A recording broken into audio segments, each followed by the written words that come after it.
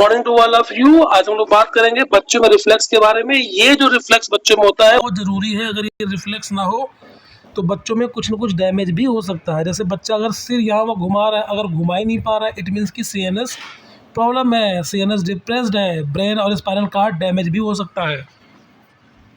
तो देखते हैं कि रिफ्लेक्स क्या होता है। तो रिफ्लेक्स एक प्रक्रिया है। रिफ्लेक्स वह ऑटोमेटिक बिना सोचे समझे होने वाली शारीरिक प्रतिक्रिया होती है जो किसी उत्तेजना के जवाब में होती है।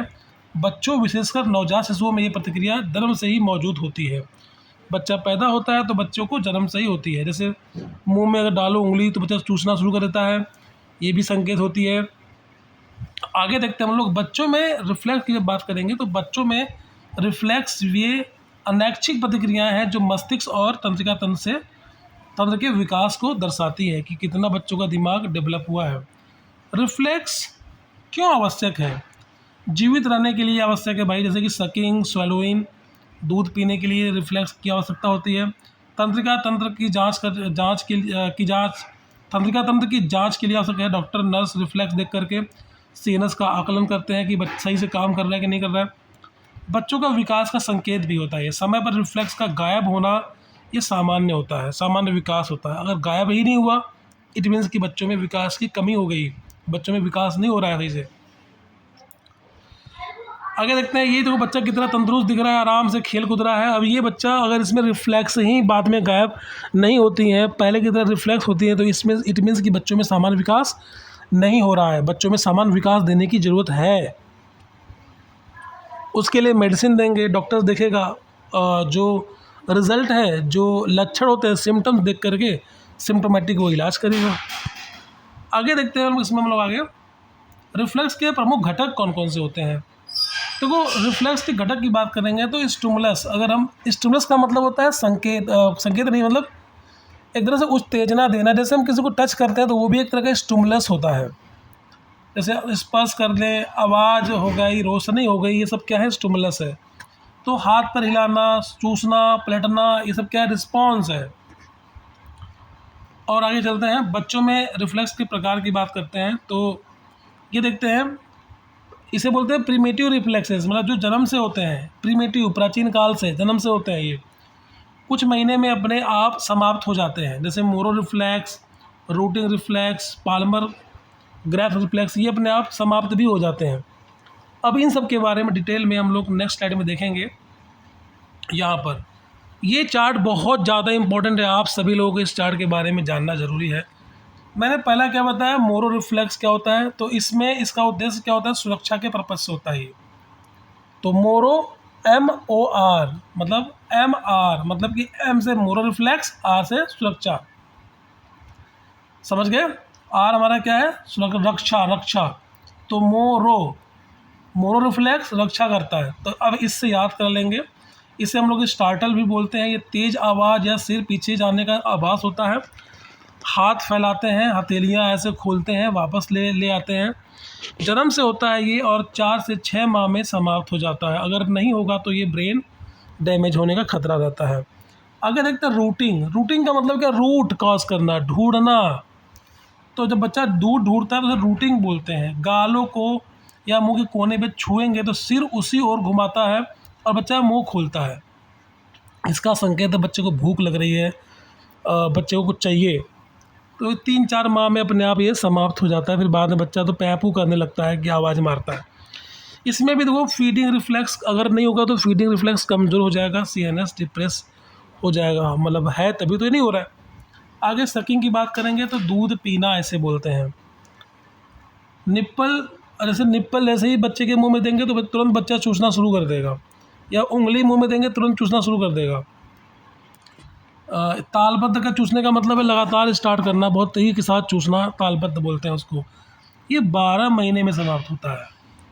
ये सब जो हरकतें होती हैं वो 12 महीने तक होती हैं। बच्चा है तो चूसेगा ही, दूध पिएगा ही।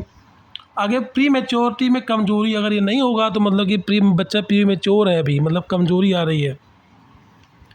एक होता है सोलोइंग, जिसे निगलना बोलते हैं। तरल पदार्थ मुंह में डालोगे तुरंत बच्चा निगल लेगा। अगर ये समाप्त होने की, ये परमानेंट ही बना रहेगा, जन्म से शुरू होता है परमानेंट मरने तक रहेगा ये। अगर नहीं होगा तो ब्रेन स्टेम डिस्फंक्शंस या डैमेज हो सकता है। आगे देखिए पाल्मर। पाल्मर का मतलब क्या होता है? हथेली होती है, हाथ की हथेली। पाल्मर ग्रैप्स का मतलब हाथ की हथेली। तो हाथ से पकड़ना, तो हथेली में उंगली, हथेली में जैसे डाला हमने उंगली तो पकड़ लिया, इट मीन्स कि ये रिफ्लेक्स ठीक है उसका। उंगलियां बंद हो गई ना, वो तो ठीक से काम कर रहा है। तो ये भी जन्म से होती है और 5-6 महीने में ये समाप्त हो जाती है। लंबे समय तक भी रहती है। लंबे समय तक अगर रहे तो सेरेब्रल प्लेक्सी बोलते हैं। अगर लंबे समय तक भी बना रहे तो क्या बोलेंगे? सेरेब्रल पाल्सी, मतलब कि दिमाग की प्रॉब्लम, दिमाग में गड़बड़ी, ब्रेन में प्रॉब्लम। अब मस्तिष्क की जो मांसपेशियाँ उसमें प्रॉब्लम बोल सकते हैं। एक होता है प्लेंटर। मैंने बोला था क्लास में कि प्लेंटर का मतलब पैंट समझो। तो प्लेंटर क्या है? पैंट है, मतलब पैर में। तो पैर से पकड़ना, अगर पैर के पास पैर से कुछ पकड़ रहा है तो प्लेंटर बोलेंगे उसको। तलवे के आगे दबाव डालेंगे तो पैर की जो उंगलियां है वो मोड़ लेगा बच्चा। मुड़ना ये जन्म से रहेगा और 9 से 12 महीने में ये समाप्त हो जाता है। अगर ये नहीं होगा तो स्पाइनल कार्ड या सीएनएस डैमेज हो सकता है। फिर एक होता है बिबिंस्की बोलते हैं, ये सीएनएस की मैच्योरिटी को दिखाता है। तलवे को एड़ी से पंजे की ओर अगर सहलाएंगे तो अंगूठा ऊपर को आएगा और बाकी उंगलियां खुल जाती हैं। जन्म से रहेगा ये, 1 से 2 साल के बाद ये समाप्त हो जाता है। अगर ये नहीं होगा तो सेंट्रल नर्वस सिस्टम हमारा डैमेज हो जाएगा, उन्हें खतरा रहते हैं। आगे देखो एक होता है ये कैसे आ गया? टैप ट्विस्ट मैनर, सॉरी कहाँ से आ गया ये? एक सेकेंड। तो आगे देखते हैं हम लोग, यहाँ पे कुछ रुकावटें आ गई, बात नहीं। एक होता है टोनिक नेक, मतलब पास्चर कंट्रोल के लिए होता है, इसे फेंसिंग रिफ्लेक्स बोलते हैं। सिर एक और मोड़ना इसे बोलते हैं, उसी ओर जिधर हाथ पैर सीधा, उसी ओर हाथ पैर सीधा बोलते हैं इसको। देखो जिधर हाथ पैर जाएगा उसी ओर सिर अपना ये मोड़ता रहेगा। तो 4 से 6 महीने में ये ख़त्म हो जाता है और ये जन्म से शुरू होता है। ये भी एबनॉर्मल सीएनएस डिसफंक्शन हो जाएगा अगर ये नहीं होगा तो। एक होता है स्टेपिंग वॉकिंग बोलते हैं, चलने का प्रारंभिक पैटर्न। ये पैर सतह पर जैसे रखेंगे तो बच्चा अपने आप चलने की कोशिश करेगा, तो ये भी एक रिफ्लेक्स है ना। तो चलने जैसा कदम बढ़ाएगा आगे तो इसे क्या बोलेंगे? ये 2 माह में ये समाप्त हो जाता है। ये मसल टोन का संकेत है कि मसल ठीक ठाक। अगर ये नहीं होगा तो मतलब मसल में प्रॉब्लम्स है बच्चे की मसल में। प्लेसिंग का मतलब क्या होता है? बच्चा अपना पैर को रखता है संतुलन बनाने के लिए। पैरों को टेबल के किनारे रखते हैं, छुआएंगे तो पैर बच्चा उठा के आगे बढ़ा लेगा। 2 से 3 महीने में ये समाप्त हो जाता है, जन्म से शुरू होता है। ये बोल सकते हैं कि पेरीफेरल नर्व फंक्शनिंग में काम आता है ये, ठीक है, ये यहाँ बोल सकते हैं। आगे देखो गैलेंट ट्रंक, मतलब शरीर का झुकाव, क्या बोलते हैं इसको? गैलेंट ट्रंक बोलते हैं, इसे बोलते हैं शरीर का झुकाव बोलते हैं हम लोग। तो ये कैसे होता है ये भी देखते हैं। पीठ को एक तरफ सहलाएंगे तो शरीर उसी ओर मुड़ता है जिधर पीठ को सहला रहे हैं, तो ऐसे जिधर से सहलाएंगे उसी वजह से घुमाने लगता है बच्चा। तो 2 से 4 महीने तक ये रहता है, 2 से 4 महीने तक रहता है।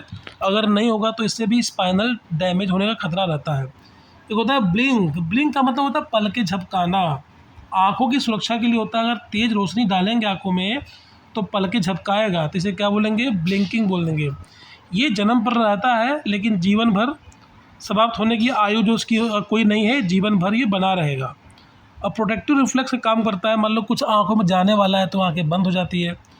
तो ये सब हमारे जो है रिफ्लेक्स के बारे में होते हैं।